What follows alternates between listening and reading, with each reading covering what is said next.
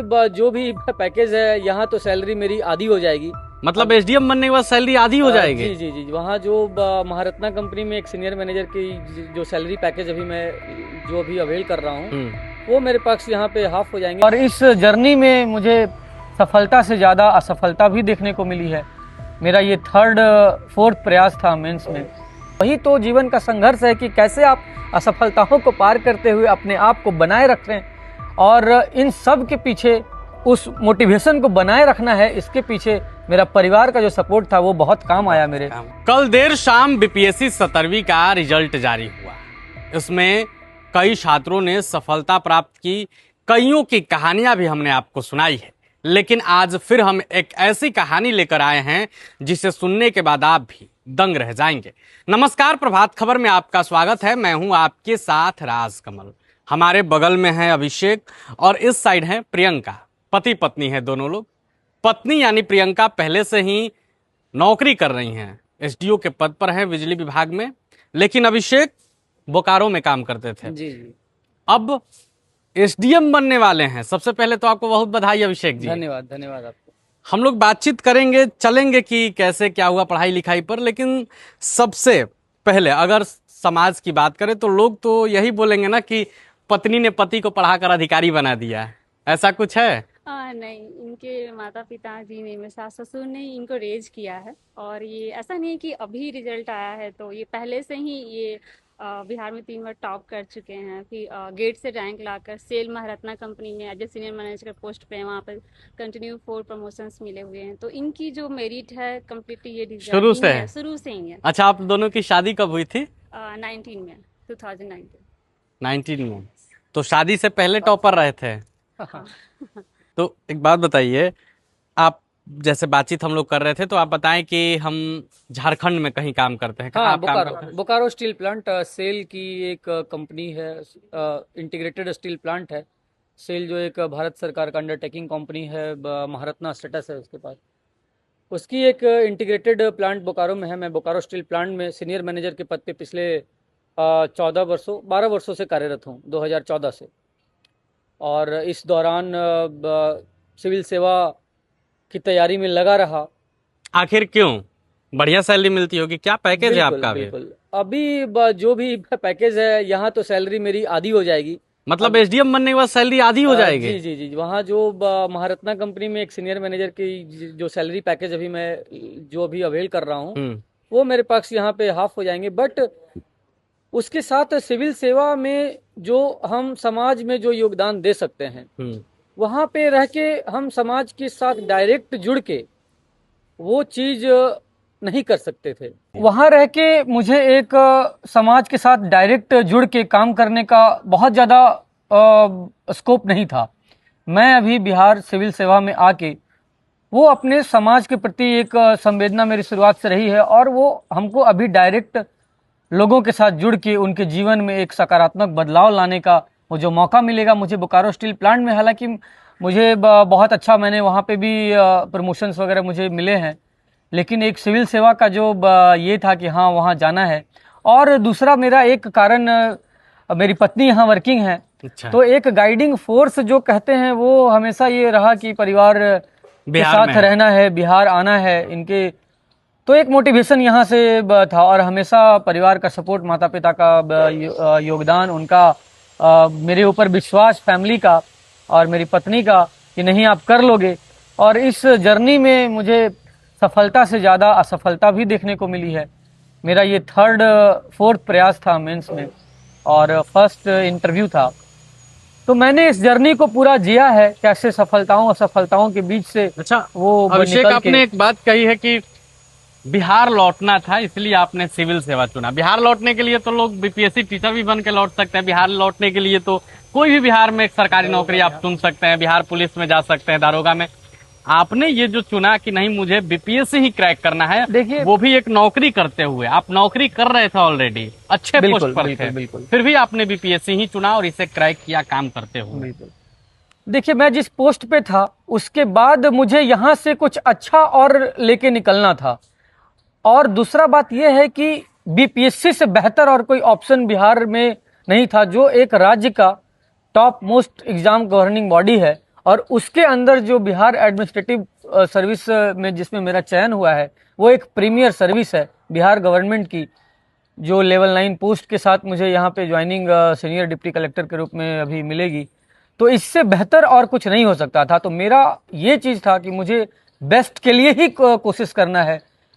हालांकि इसमें सेवा संवर्ग और भी बहुत सारे थे, 70वीं एक बहुत बड़ी वैकेंसी थी। तो मैं था कि हाँ मुझे मेरा रिजल्ट जो भी हो मैं तो ज्वाइन करना ही है सर्विस को, लेकिन भगवान की दया और परिवार के सपोर्ट से मुझे सबसे अच्छी सर्विस मिल गई, तो मैं इससे ज़्यादा और किसी चीज़ का उम्मीद नहीं कर सकता। अच्छा, आप बता रहे थे कि चौथी बार में आपको सफलता मिली है। जी जी। 3 बार जब आप फेल हुए तो लगा नहीं कि यार छोड़ देते हैं ना, बढ़िया तो पैकेज है, ये है, काहे ला इसमें माथा नहीं, भुकाएंगे? बिल्कुल ये फीलिंग तो आता ही है। एक परीक्षार्थी जब इंटरव्यू स्टेज से मेंस स्टेज से वापस लौट के 2 साल पीछे चला जाता है, फिर जीरो से शुरुआत करना है, तो ये फीलिंग आती है और वो जर्नी का पार्ट है।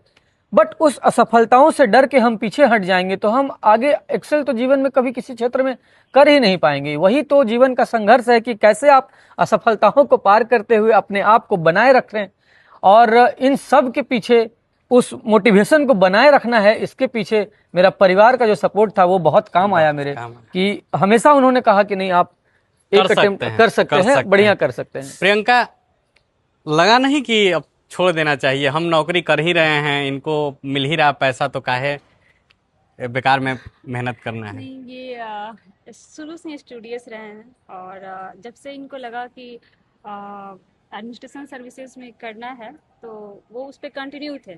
ऐसा नहीं था कि मेरी जॉब है या वो उन्हें करना था। हमारा एक बेबी भी है, हाँ। तो वो भी इनके लिए बहुत मोटिवेशन है, पापा कब आओगे। तो वो इनका था कि मुझे अपने बेटे के पास जाना है, लेकिन जाना जाना है तो एसडीएम बन के जाना है, मतलब हाँ। बड़े पोस्ट पर जाना है। जो बेस्ट है क्योंकि ऑलरेडी वो बेस्ट पोजीशन पर हैं और हाँ। आगे भी फर्दर अगर वो रहते हैं वहाँ पे तो और ऊपर, मतलब इनके एमटीटी के जो बैच होते हैं वही लोग वहाँ के एमडी सीईओ डायरेक्टर बनते हैं। तो ये ऑब्वियसली वहाँ पे बहुत यंग एज में ज्वाइन किया इन्होंने, तो वहाँ था, लेकिन जो भी करना था इन्हें बेस्ट ही देना था, उससे नीचे करना नहीं था। अच्छा, थोड़ा हम लोग घरेलू बात कर लेते हाँ। हैं। जब ये रहते थे बाहर में और जब बच्चा हुआ घर में, आपको नौकरी करने जाना होता होगा, तो मन चिड़चिड़ाता नहीं था कि अब मैं अकेले यहाँ सब कुछ देख रही हूँ? लड़ती नहीं थी कि आप कब आओगे, जल्दी आ जाओ? मैं कैसे बोलूँ, ये डिस्टेंस, हमारा डिस्टेंस रिलेशनशिप है एक तरह से, लेकिन वो इतने मतलब कन्वीनियंट मुझे इन्होंने फैसिलिटी प्रोवाइड करी। कभी भी बोकारो से बहुत दूर नहीं है, ये हम हमेशा अवेलेबल, जब भी इमरजेंसी सिचुएशन है ये अवेलेबल रहते थे। तो वो एक था कि बोकारो बहुत दूर नहीं है, मेंटल पीस में था। और हम लोग यहीं से बिलोंग करते, मेरे मेरे पेरेंट्स भी यहीं पर हैं, इनके पेरेंट्स भी यहीं, हम लोग सब लोग पूरी फैमिली बिहार से हैं। तो वो पेरेंट्स की सपोर्ट थी। आप बिहार में कहाँ से हैं? मैं विक्रमगंज रोहतास डिस्ट्रिक्ट से हूँ। रोहतास से हैं। अभिषेक, आप कहाँ से हैं? मैं नालंदा का रहने वाला हूँ। तो ये इतना दूर का जो सफर था, वो अगुआ कौन था कि सीधे रोहतास से नालंदा शादी करा दिया? पेरेंट्स थे और ऑफिस के भी, मतलब जब आपकी शादी हुई थी तो आपकी नौकरी लग गई थी? हाँ, मैं जॉब में। यहाँ तो देखते हैं कि लड़का नौकरी वाला ढूंढा जाता है यहाँ आप नहीं, तो सरकारी आजकल नौकरी। तो लड़कियां सर बिहार में बढ़ रही हैं, पढ़ रही हैं, आगे बढ़ रही हैं, तो ये तो बहुत अच्छा चीज़ है और हमको तो ये इन सारी चीज़ों को इनकरेज करना चाहिए, तभी तो हमारा बिहार भी देखिए, आगे बढ़ेगा। कई तरीके का आपने प्रेम देखा होगा, अक्सर प्रेम की बात की जाती है, लेकिन आज जो अभिषेक और प्रियंका की जोड़ी है, जो प्रेम की जोड़ी है, वो अनोखी है। बात ही कुछ और है कि पत्नी कहीं और, पति कहीं और, लेकिन जुनून था कि लौटना है और एक अच्छे पोस्ट पर लौटना है। प्रियंका, आप उन लड़कियों के लिए क्या संदेश देंगी जो काफ़ी घबराई रहती हैं, इरिटेट हो जाती हैं, जो कि आप भी एक सफल लड़की हैं? उन लोगों के लिए क्या संदेश है? मेरा बस एक ही ऑप्शन रहा है कि हार्ड वर्क बहुत इंपॉर्टेंट है। आप उससे आप बियॉन्ड कहीं नहीं जा सकता, आपको हार्ड वर्क करना है। क्योंकि मैं भी 3 टाइम्स टॉपर रही हूँ, तो मैंने सिर्फ डेडिकेटली पढ़ाई ही की है, इसके अलावा मैंने कुछ सोचा नहीं है। और मैंने हमेशा फर्स्ट अटैम्प्ट में ही मेरे सारे रिजल्ट्स आए हैं। तो मैं बिलीव करती हूँ कि अगर आप हार्ड वर्क करते हो, डेडिकेशन आप में है, तो वो आपका रिजल्ट दे के रहेगा। 1 ईयर 2 ईयर्स में रिजल्ट वो देगा, वो कहीं नहीं जाएगा, लेकिन रिजल्ट देगा। बिल्कुल देगा वो अच्छा, रिजल्ट। एक आखिरी सवाल के साथ हम लोग इस बातचीत को खत्म कर देंगे। अभिषेक जी, अब तो आप एसडीएम बनकर बिहार लौटेंगे, अब तो जाएंगे जहां आप काम करते हैं, विदाई सम्मान समारोह भी होगा अच्छे से। होगा सर। जब आप आएंगे बिहार की धरती पर, तो आप कैसे माहौल में काम करना पसंद करेंगे? गांव में जाएंगे, गांव के लोगों के साथ मिलेंगे, बैठेंगे, उनकी समस्याओं को सुनेंगे? बिल्कुल। इस सेवा का जो भी रिक्वायरमेंट होगा मैं कोशिश करूंगा पूरी ईमानदारी के साथ, पूरी दक्षता के साथ, और अपने जो भी एक्सपीरियंस मेरा है इंडस्ट्री में काम करने का, वहाँ मेरे अंडर में 100 लेबर डेली बेसिस पे, तो मैं वो एक्सपीरियंस के साथ मैं बिहार की प्रगति में, बिहार के रिमोट लोकेशंस में जो भी जहाँ भी पोस्टिंग मुझे दी जाएगी मैं कोशिश करूंगा अपनी 100% एफिशिएंसी के साथ विभाग की जो भी काम हमको दिया जाए उसको मैं फुलफिल करने की कोशिश करूंगा। तो आपने अभी अभिषेक और प्रियंका की बातचीत को सुना है। आप देख रहे थे प्रभात खबर और मैं आपके साथ राजकमल। इस बातचीत को लेकर आप क्या सोचते हैं? प्रियंका और अभिषेक की इस जोड़ी पर, जिसने कमाल कर दिया है बिहार में, एक एसडीओ हैं तो अब एक एसडीएम बन गए हैं, इस जोड़ी पर आपकी क्या राय है? अपनी राय कमेंट बॉक्स में रखेंगे। वीडियो देखने के लिए आपका धन्यवाद। प्रभातखबर.com, विश्वास वही, रफ्तार नहीं।